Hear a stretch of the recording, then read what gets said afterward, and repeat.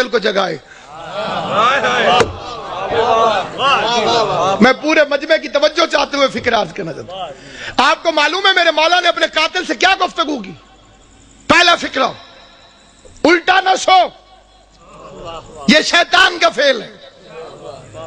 پہلا فکرہ میرے مولا نے کہا، بچے کو معلوم. پہلا فکرہ مولا نے کہا الٹا نہ سو، یہ شیطان کا فعل. دوسرا فکرہ اٹھ نماز پڑھ. یہ دو فکرے سمجھ میں آ جائے علی سمجھ میں آ جائے گا. الٹا نہ سو یہ نہی عن المنکر ہے، اٹھ نماز پڑھ یہ امر بالمعروف ہے. علی اپنے قاتل کو بھی نماز کی تلقین کرتا ہے. علی اپنے قاتل کو بھی نماز کی تبلیغ کرتا ہے. اور اس مجمع میں کون ہے جس کا یہ عقیدہ ہو کہ مولا علی کو پتہ نہیں تھا کہ مسجد میں میرا قاتل ہے؟ تو اب علی سے کہہ دو کہ مسجد میں نہ جائیں. مولا جب آپ کو پتہ ہے، علی اس دن بھی مسجد میں گیا جب علی کو معلوم تھا کہ مسجد میں میرا قاتل. وہ مسجدوں کی رونق، وہ مسجدوں کی زینت، وہ عبادت کی زینت، عبادت نہ کرتا تو دنیا اسے واقعاً خدا کہتی. پھر کوئی دلیل کام نہیں آنی تھی، ساری دنیا کہتی کہ اللہ. اس نے اپنے سجدے سے تصور کو ہی مٹا کے رکھ دیا کہ کوئی ہے جسے میں جھکتا ہوں. علی ہو کہ جس کے سامنے جھکے. علی کا مطلب ہے بلند. پر کسی نے پوچھا یا علی سجدے کا مفہوم کیا ہے؟ فرمایا بدن کی سب سے اونچی جگہ کا نام ہے ماتھا اور سب سے پست جگہ کا نام ہے زمین. اونچی جگہ کو پست جگہ پہ جھکا کے اقرار کرو کہ کوئی ہے. اپنی اونچی جگہ کو پست کر دو، جھکا دو. اور جھکانے کے بعد فرماتے معبود گواہ رہنا علی اس سے زیادہ جھک نہیں سکتا. اگر میں اس سے زیادہ جھک سکتا تو میں تیری بارگاہ میں جھک. دنیا ماہ رمضان کی مبارکیں دیتی ہے ایک دوسرے کو. مبارک دیتے وقت سوچ لیا کر یہ وہی مہینہ ہے جس میں علی کے بچے یتیم ہوئے. رونے کی راتیں، گریے کے دن ہیں. پردیس میں بی بی زینب کے اجڑنے کا موسم. دنیا کی بیٹیاں عید کے قریب خریداریوں میں مصروف ہیں، بازار بھر گئے ہیں. امیر غریب بچوں کے لیے چیزیں خرید رہا. میرا سلام اپنی ان بیٹیوں پر جو اس عید کو سادگی سے مناتی. ہمارے گھروں میں، آل محمد کے چاہنے والوں کے گھروں میں اس عید کو سادگی سے منانے کا رواج ہے. اس عید کو کیا مسلمانوں کی گن کے 2 عیدیں ہیں. سیدوں کی دونوں عیدیں کوفہ کھا گئے.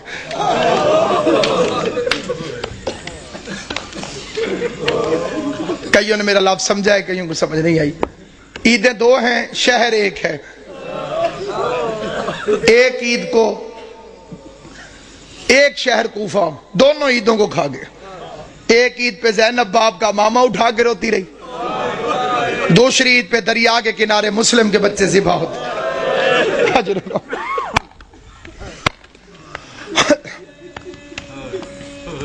امام حسین کا پاک خالق آپ کو کوئی غم نہ دے سوائے غم حسین کے. رمضان اسی کا قبول ہے جس نے علی کے بچوں کو پرسا دی. عبادتیں اسی کی قبول ہیں جیسے نے علی کے یتیموں کو پرسا دیا. کوشش کرنا ان 3 دنوں کو محرم کی طرح گزارا کر، محرم کی طرح. اور ایک گزارش میں خاص طور پہ کیا کرتا ہوں، کوشش کیا کرو عید والے دن کالے کپڑے پہنا کرو. اور کوئی میری بات کو دل سے مانے یا نہ مانے، سادات عظام کے آگے میری ہاتھ جوڑ کے منت ہے، ہو سکے عید والے دن کالے کپڑے پہنے. آج کل کسی کے گھر میں 100 سال کا بڈھا بھی مر جائے نا، عید والے دن تو عید مبارک کہے وہ قبول نہیں کرے گا. وہ کہتا ہے جی ہمارے گھر فوتگی ہو گئی ہے، ہم نے عید نہیں منائی.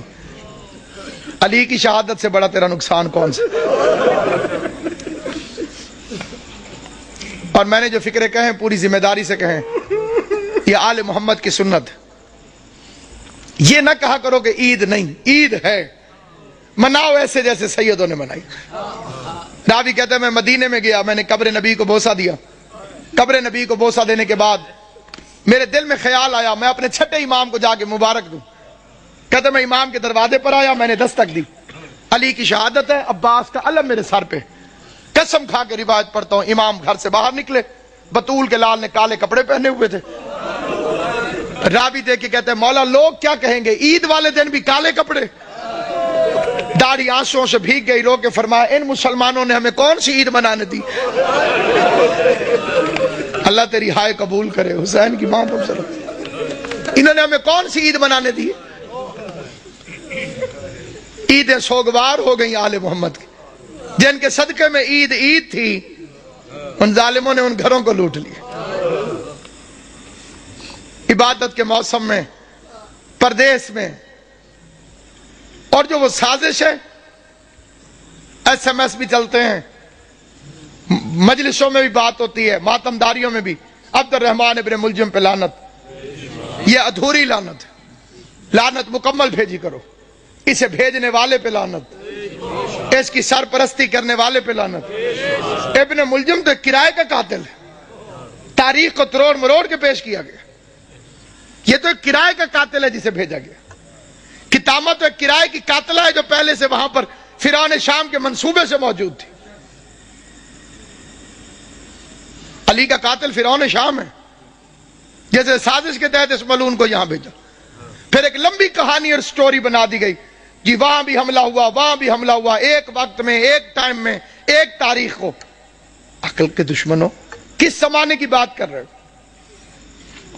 ان کے پاس موبائل ٹیلی فون تھے کہ میں اب ادھر حملہ کر رہا ہوں, تو ادھر کر, تو ادھر کر, تو ادھر کر. کوئی سیٹلائٹ نیٹ ورک تھا؟ سب جھوٹا افسانہ ہے. ساروں نے مل کے زینب کو یتیم کیا.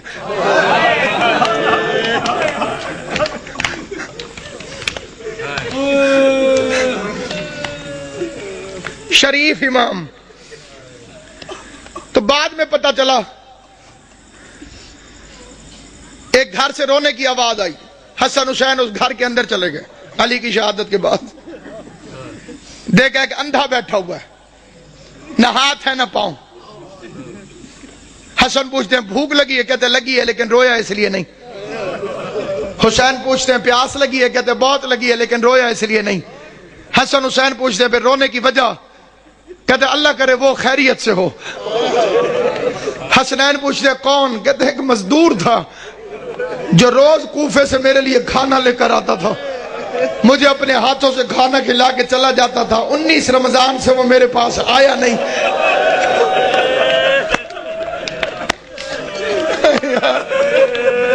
ہائے یا علی, آواز صرف مزدور نہیں, امیر المومنین تھا, ہمارا بابا تھا علی ابن ابی طالب. ہم یتیم ہو گئے, آج کے بعد تجھے حسن کھانا کھلے گا. رات کے وقت راشن اٹھا کے لوگوں کے گھروں میں پہنچانے والا امیر, بادشاہ دین و دنیا امیر. پھر بیٹیاں بلا لیں, کوفے کے شہر میں اپنی زندگی میں بیٹیاں آ گئی. آج تک وہ گھر موجود ہے. دعا کیا کرو. میں ایک سفارش کرتا ہوں ہر مومن سے, دعا میں بڑی طاقت ہے. دنیا کے اندر اللہ نے دعا کو مومن کا اسلحہ قرار دیا, اور یہ اتنا کاریگر کارآمد اسلحہ ہے کہ اس کے سامنے کسی اسلحے کی ضرورت ہی نہیں. دنیا میرے پیچھے تھی اور میرے ساتھ تھی صرف مومنین کی دعائیں, اور میں بی بی کا شکر گزار ہوں. میں آپ کا شکریہ ادا کرنے لگوں, ہر بندے کا شکریہ میں ادا کر ہی نہیں سکتا. ہر گھر میں میرے لیے ایسے دعا ہوئی جیسے میں اسی گھر کا فرد ہوں. اور یہ محبت جناب سید کونین ہے, اس کا بی بی آپ کو اجر عطا کرے. جب بھی دعا مانگے, ایک دعا کبھی مر کے بھی نہ بھولنا کہ خدایا مجھے کربلا دکھا,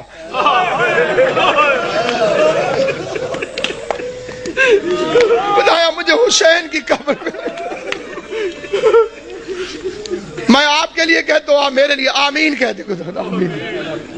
خدایا قبر حسین کی زیارت, خدایا غریب زہرا کی قبر میں.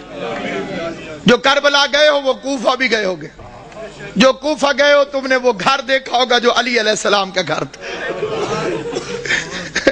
حسن حسین کا کمرہ، ابی الفضل عباس کا کمرہ، زینب و کلثوم کے قرآن پڑھنے کا کمرہ، چھوٹا سا گھر ہے، چھوٹا سا گھر، وہ آج تک موجود ہے وہاں پہ۔ علی کی سیرت، علی کا کردار، علی کا طرز زندگی، دارین قربان یا علی۔ عثمان ابن حنیف میرے مولا کا صحابی ہے، وہ کہتے ہیں میں نے 3 دن مزدوری کی، مزدوری کرنے کے بعد میں نے تھوڑا سا حلوہ بنایا، پیسے بھی تھوڑے تھے، حلوہ بھی تھوڑا سا بنا، اسے کوئی ایک آدمی چکھ سکتا تھا، بس اتنا تھا۔ کہتا میرا ارادہ ہوا میں کھاؤں، پھر میں نے ہاتھ چھوڑ دیا، میں نے کہا میں اپنے مولا کو پیش کرتا ہوں، علی علیہ السلام کو کھلاتا ہوں۔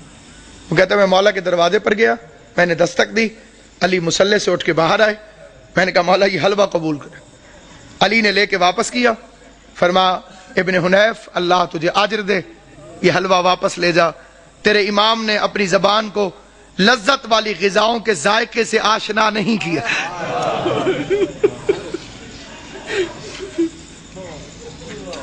خطبے میں فرماتے تھے مجھے فخر ہے مجھ پر زکوٰۃ کبھی واجب نہیں ہوئی، علی وہ امام ہے جس پر زکوٰۃ کبھی واجب نہیں۔ مطلب پتہ زکوٰۃ اس پر واجب ہوتی ہے جو مال کو جمع کر کے رکھے، جس نے کبھی اپنے پاس مال جمع کر کے رکھا ہی نہ ہو، خدا کی راہ میں خرچ کر دیتا ہو، اس پر زکوٰۃ کہاں سے واجب؟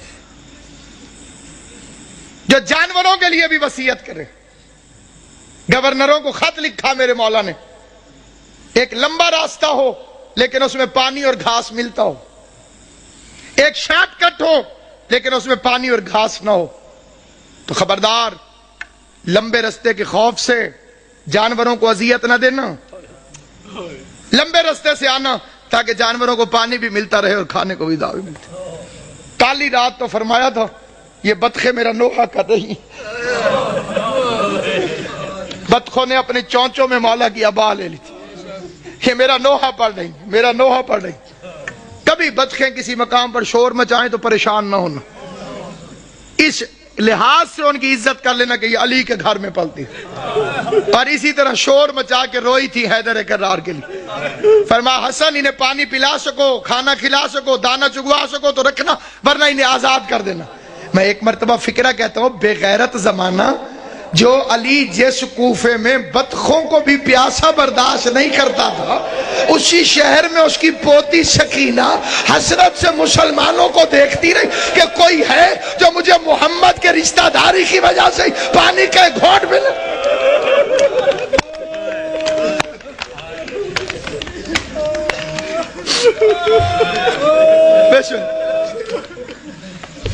ابھی تو امیر کی بیٹی ہے علی کی بیٹی،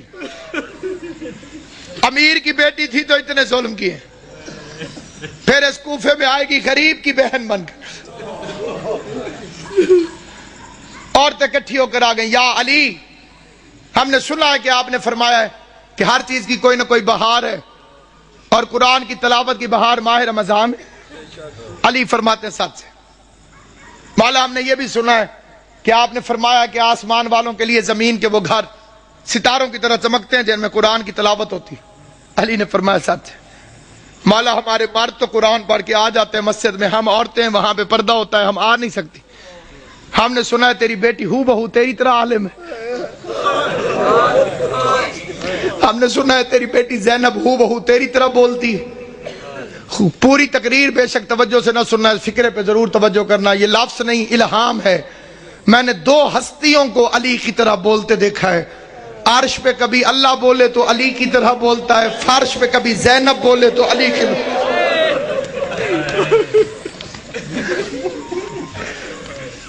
ایک اللہ بولتا ہے علی کی طرح، ایک زینب عالیہ بولتی ہے علی کی طرح۔ میرے مولا نے فرمایا قرآن پڑھائے گی لیکن کوشش کرنا کہ بھیڑ بنا کے نہ جانا۔